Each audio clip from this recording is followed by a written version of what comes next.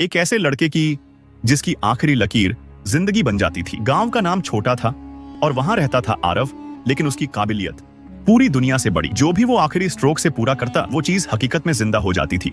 इसीलिए वो कभी भी चश्मा पहनकर पेंटिंग नहीं करता था, क्योंकि साफ दिखाई देने वाली आखिरी लकीर हर बार कोई नया चमत्कार पैदा कर देती। लेकिन उसकी इस शक्ति पर लालची जमींदार की नजर पड़ गई। वो मिठास से बोला, बेटा मेरे लिए थोड़ी सी पेंटिंग कर दे, तुझे ढेर सारा सोना दूंगा। मगर आरव ने दादा की सीख याद करके सीधा गुस्से में कह दिया, मैं गरीबों के लिए बनाता हूँ, लालचियों के लिए नहीं। बस यही बात जमींदार के दिल में आग की तरह चुभ गई। वह आरव को उठवाकर अंधेरी चेफ रूम में बंद कर देता है। लेकिन आरव जादूगर था, कैदी नहीं। उसने जमीन पर सीढ़ियां बनाई।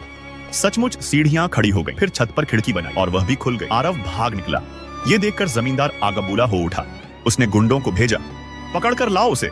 खाई के किनारे आरव रुका। पीछे गुंडे, सामने मौत। लेकिन उसने बर्फ पर आग की दीवार खींच दी और धुस लपटों का तूफान उन सबके सामने खड़ा हो गया।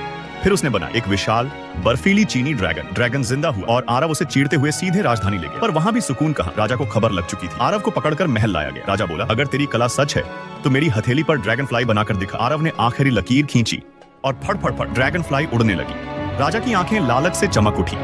उसने खुद जादुई कलम छीन ली और बनाया एक विशाल धन का पात्र। लेकिन लालच की भी हद होती है। वो धन का पात्र अचानक एक जहरीली सर्पिणी में बदल गया। राजा कांप उठा।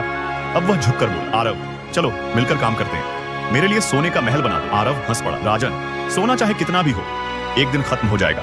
फिर उसने बनाई एक जादुई मणि ट्री। राजा डर गया कि कोई इसे चुरा ना ले, तो आरव ने इसे समुद्र के बीच एक सुनसान द्वीप पर बना दिया और राजा के लिए एक छोटी नाव। राजा खुशी से कूद पड़ा, पर आखिरी स्ट्रोक पड़ते ही समुद्र का रंग बदलने लगा। एक विशाल समुद्री कीट उठी, लहरों के साथ नाव को पटका और राजा को उसी निर्जन द्वीप पर फेंक दिया। अब राजा चीख रहा था, कोई है, कोई मुझे बचाओ। पर वहां कोई नहीं था। आरव मुस्कुराया, अपनी कलम उठाई, एक आखिरी चित्र बनाया और उसे समुद्र में फेंक दिया। चित्र पानी में गिरते ही उसका जादू हमेशा के लिए खत्म हो गया।